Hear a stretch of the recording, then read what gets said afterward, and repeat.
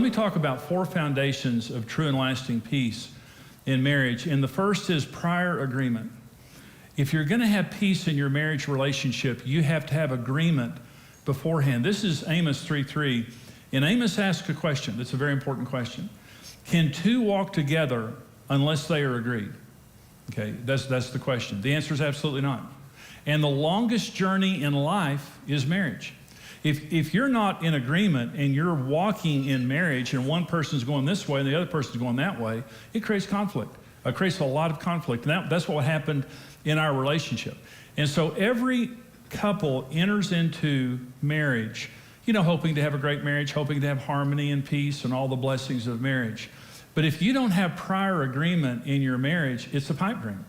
And so I started out in ministry. What I did was I got couples ready to be married.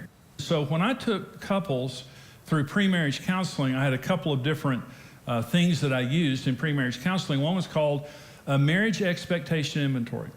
And I would take couples and I would ask them just certain questions about their marriage. One of the questions was, how many children are you going to have? I had a couple. The man said 6, the woman said 2.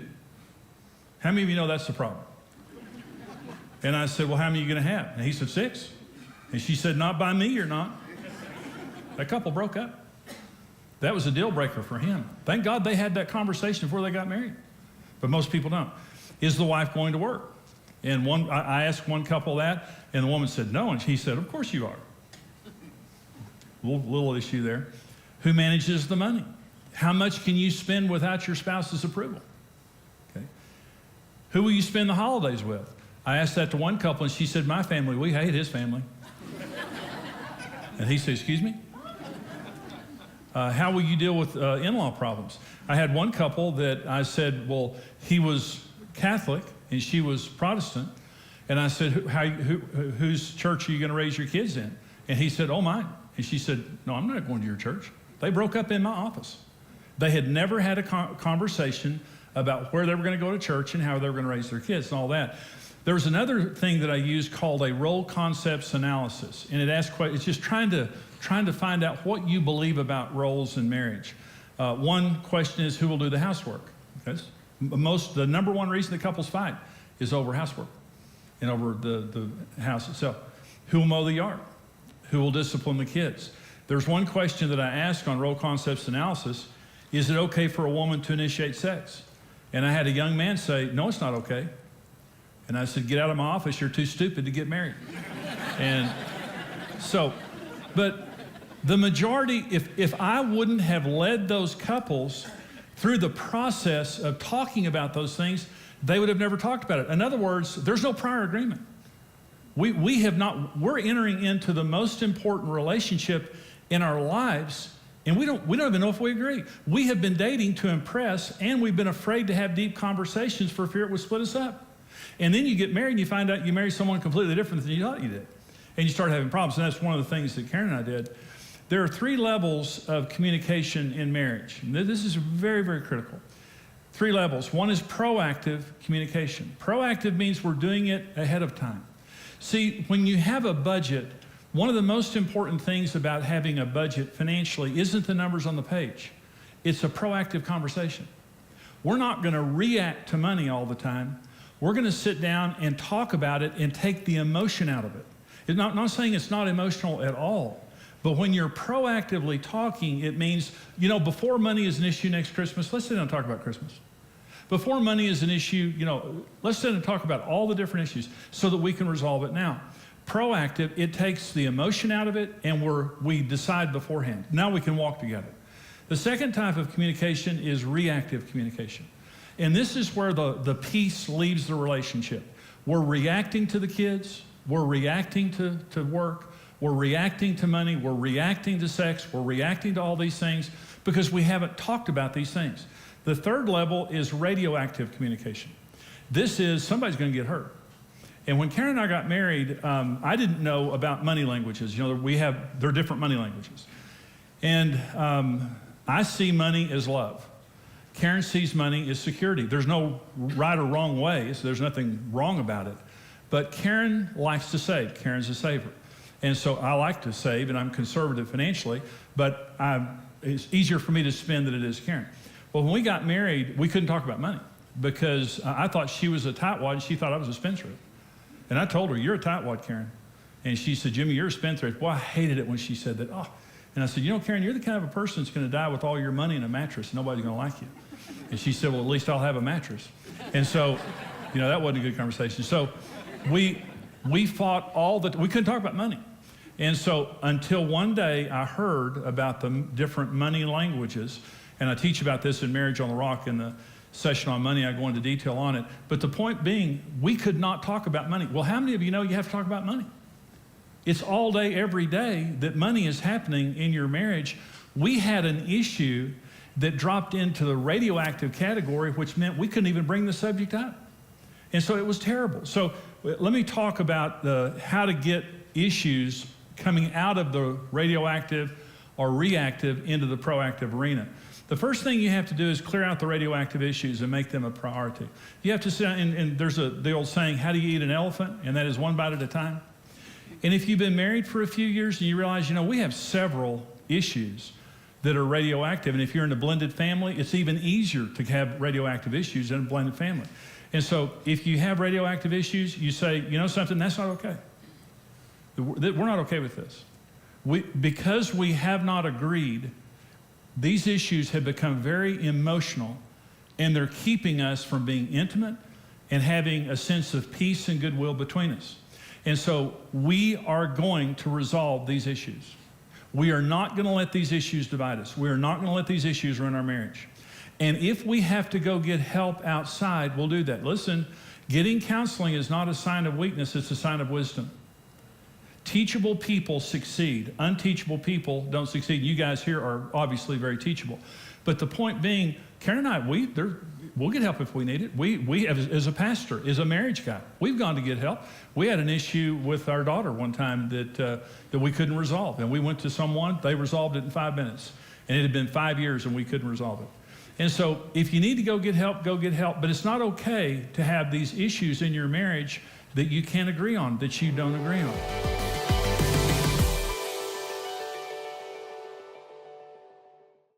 Gain instant access to XO conferences and other dynamic marriage teachings with XO Now, the new on-demand video streaming subscription from XO and MarriageToday. For only $9 a month, you receive access to life-giving marriage series from Jimmy Evans, Dave and Ashley Willis, and other MarriageToday speakers. Access XO Now from all your favorite devices. Sync content for offline viewing and enjoy world-class marriage content wherever, whenever. Learn how to be married and stay married. A better marriage is possible with the right information and a mutual commitment to success. Even the most unhealthy relationships can be healed. As part of your subscription, you have full access to the complete sessions from the latest XO conference. Be the first to receive Marriage Today's best content with your subscription to XO Now. Start your free trial today at xomarriage.com/now.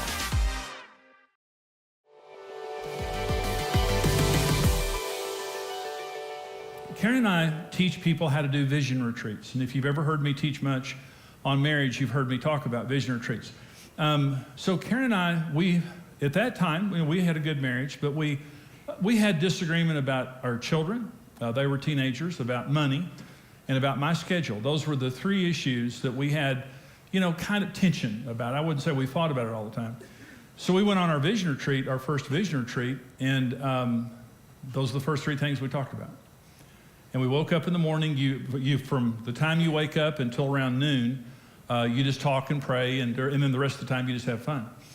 And you fight. When you go on a vision retreat, a lot of times you'll fight. And we have a rule about that, and that is all fighting stops at noon, come back to it the next morning. Okay, just decide, okay, we're gonna have fun the rest of the day, remember where we were, okay? And so you just come back and fight. Because you need to fight. If you're gonna fight, go ahead and fight. But let me ask you a question. Wouldn't you rather have a good 3 or 4 week fight and live the rest of your life in peace, rather than not have that fight and live the rest of your life in anxiety? Wouldn't you? Isn't it just better just go ahead and get it over with? And so what a vision retreat does is it brings every issue to the forefront. And it doesn't ask the question, what do you want and what do I want? It asks the question, what does God want? See, when you have two individual stubborn people at a standoff, it's just a headbutting contest. But when two people surrender themselves to the lordship of Jesus Christ, everything is blessed. Everything is peaceful. That's where the peace comes from. And so a vision retreat means every year, we're going to have a vision retreat. Listen, if Karen and I start arguing, we know we need a vision retreat. If something gets between us and we kind of start yay-yaying at each other, we say, we need to go have a vision retreat. And when we go have a vision retreat, it resolves it. And I'm not trying to win, and she's not trying to win. We're trying to hear God. And when God speaks, now we're one. We don't have division. We have one vision. And because we have God's vision, he gives the provision. When we went away on our first vision retreat and we prayed and we talked, let me say this. Now, I hear God. I mean, I'm a hearer. Karen's a feeler. So when I say you get away and you talk and you hear God, Karen feels, and her feelings are how God speaks to her a lot of times. She has deep convictions.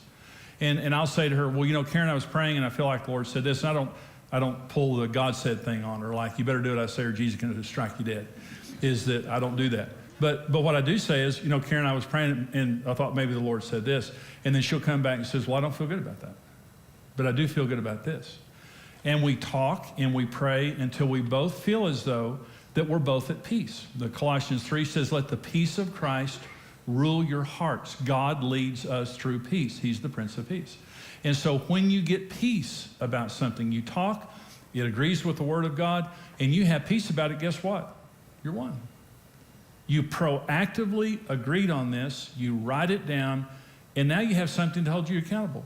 We went and prayed, we had our vision retreat, and the Lord said this about this. And we don't have any argument because we went to Jesus and he solved our argument. Neither of us fought and won. Jesus helped us to resolve our issues. So the number one thing, if we're going to have peace in our relationship, is prior agreement. We have to sit down and talk about important issues and get the radioactive issues out, stop reacting to issues, and make sure we're in front of the curve and we know what God is saying to us in our marriage. Number two element of peace in marriage is purpose, is having God's purpose for our marriage. You know, Rick Warren, his book, The Purpose-Driven Life, I think this is the first sentence in the book, is it's not about you. And John Eldridge has a book called Sacred Romance, and he talks about in there about getting trapped in the little story. There's a big story in life and getting trapped in the little story. And a lot of people get trapped in the little story of life. The little story of life is going to work, making money, going to the grocery store, going to the cleaners, filling the car up, you know, taking kids to soccer. That's the little story. The big story is there's a king and a kingdom and an eternity and a call that God has on all of our lives to make a difference before we leave here. That's the bigger story. And see, the question, when you get trapped in the little story, it's just about selfish people trying to get what they want. But when you get into the bigger story, it's a game changer. And see, here's the question. Why did God put you together? See, that's purpose. What is the purpose of you being married? And the purpose of you being married is not the little story stuff. Now, that stuff is important. But there's a bigger issue. An example, when Karen and I got married, I wanted to be a professional golfer. I've played golf all my life. I played golf just about every day at that point. I was a horrible husband, horrible father. But the purpose of my life was to golf. I was not a good father. My heart was not turned toward my children. I was not a good husband. My heart was not turned toward my wife or my home. But I was a golfer. I was a good golfer. And I would go out and golf, and that was the reason I lived. And I was damaging my wife, and I was damaging my children, and I didn't care. And it was the brink of divorce before God got my attention and helped me to understand there was a different reason for my life. See, I didn't know I was Jimmy Evans. I didn't know that my life would touch millions of people. I didn't know I'd be in this room right now. But God did. And maybe the devil did too. And maybe that was the reason he was working so hard to split us up. But when God changed me and changed us, the purpose of our marriage changed. I wake up in the morning to serve a king and a kingdom and to make an eternal difference in this life. And that elevates everything in your life to a place of peace. Because when you find God's purpose for your life, it's like putting your hand in a glove. You were created in your mother's womb to do what he called you to do. And everything I do today I love. It's why God created me on this earth. But before Karen and I, our marriage was healed. I was trapped in the little story.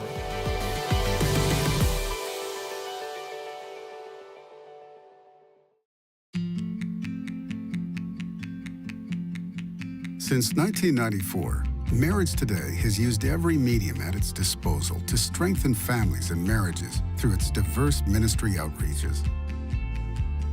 Every day across North America and around the world, we provide help and hope through television, live events, social media, crisis coaching, and over 100 unique resources.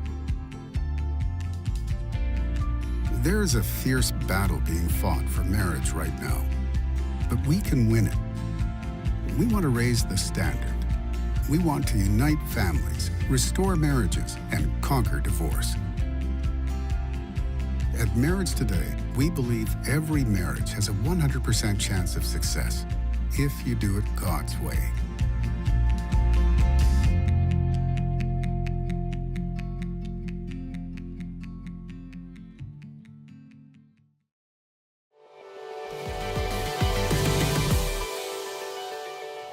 Partnership is number 3, and I'm almost finished here.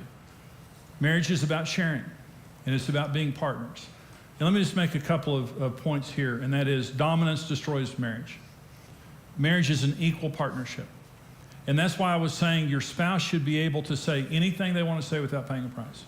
And we need to be kind to one another. We need to be polite to one another. But we need to give our spouse the right. In other words, we're equal stockholders. In a relationship where there's dominance, one person owns more stock than the other. And one person makes decisions without consulting the other person. Or the other person feels fearful and disrespected in the decision-making in the home. Now I was dominant. I mean, this was my deal. And so I would, just not care about what Karen said. I would just kind of make decisions and bully her if she disagreed with me or whatever. Karen and I make all of our decisions together. I don't make any significant decision in life without Karen. I never bully her. I never badger her. And if she says to me, Jimmy, I don't agree, it's done. It's over. I walk away. I don't pout. Karen has kept me from making 1,000 dumb decisions. She's brilliant. She's wonderful. I'm so grateful that I have her as a wife. I need her in my life. So we're partners. There cannot be dominance, and we share everything. Marriage is about sharing. We share everything. We share our children. We share ministry. We share life. We share our home. We're not existing in two separate parts of the house or just existing, and I have my life and she has her life. We share our lives together, and we're partners in every single thing that we do. So partnership brings a sense of peace. And the final one here is prayer. And this is, let me just read this scripture, and I'm done. This says, be anxious for nothing, but in everything by prayer and supplication, with thanksgiving, let your requests be made known to God, and the peace of God, which surpasses all understanding, will guard your hearts and minds through Christ Jesus. Now, so don't be anxious for anything. Anxiety is a choice. If you're an anxious person, you made a choice to be anxious, because you don't have to be anxious. Let me say, if you don't pray, you're going to worry. So what you need to do when you wake up tomorrow is sit down and say, what am I worried about? Write down everything you're worried about. That's your prayer list. You know when you've prayed enough? It's when you're not worried about it anymore. When you have peace. Wow. Every time we hear Jimmy Evans, I learn something new. Every single time. He is one of the most gifted marriage teachers on the planet. We've been learning from him for years, and now it's a privilege to be working with him in this work of building stronger marriages. But just like you watching him now, I'm sure you took a lot away from that, and we want to help you get even more access to Jimmy Evans' videos, because what you've just seen is actually just a portion of a full series from Jimmy Evans. That's right. You can see the entire series, plus more marriage building videos on XO Now. You can learn from the best experts, including, of course, Jimmy Evans, and get unlimited access for only $9 a month. This is the best way to get immediate marriage help and encouragement from the full MarriageToday video library. Yeah, and of course, all of our content is also included, along with brand new exclusive marriage building content you can't get anywhere else. So don't miss out on the best marriage videos that are out there. Subscribe now at xonow.tv.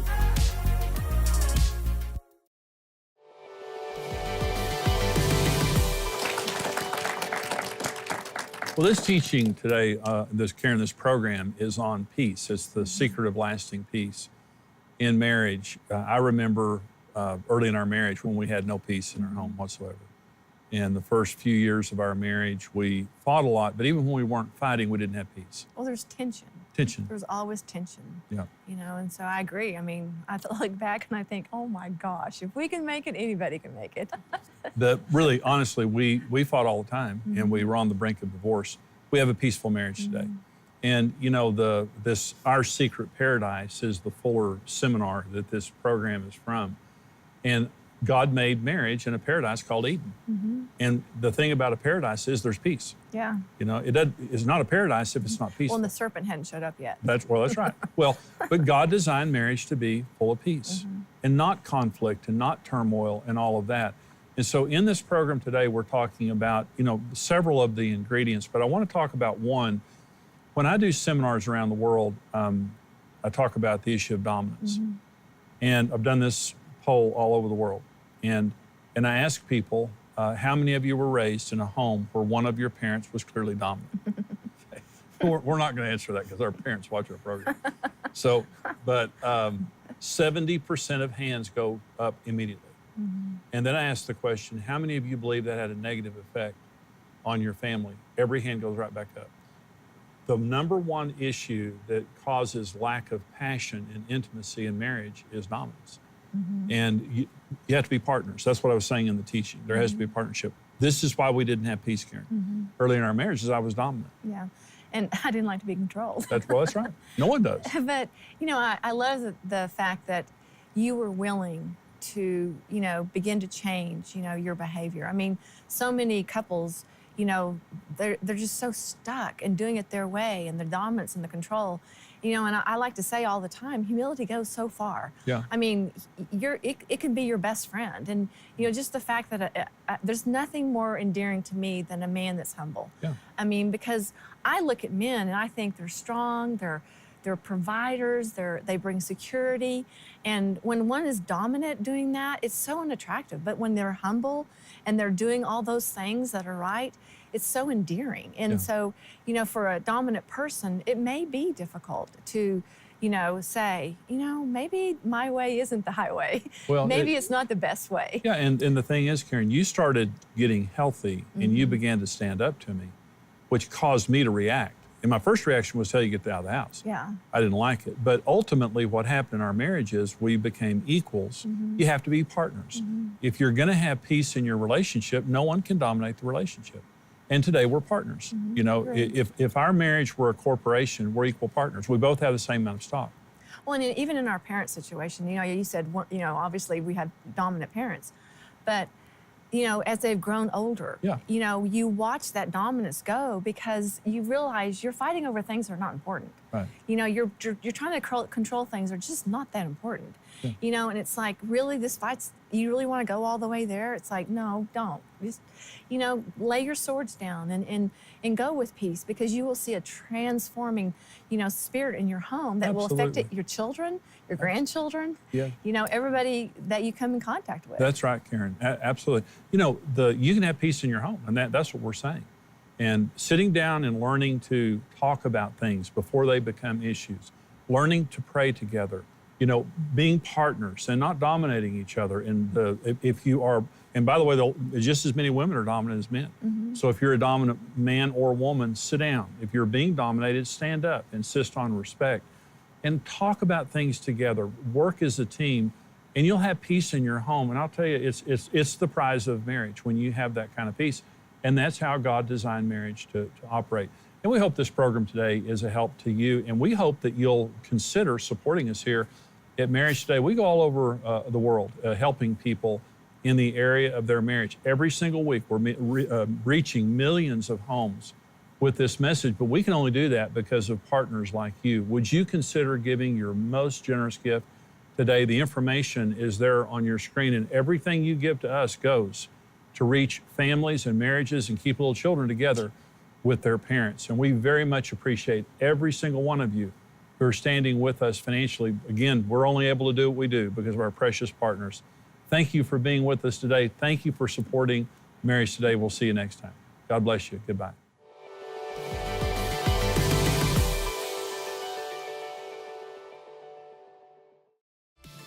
We hope you were encouraged by today's program. This program is made possible by the generous support of our faithful partners.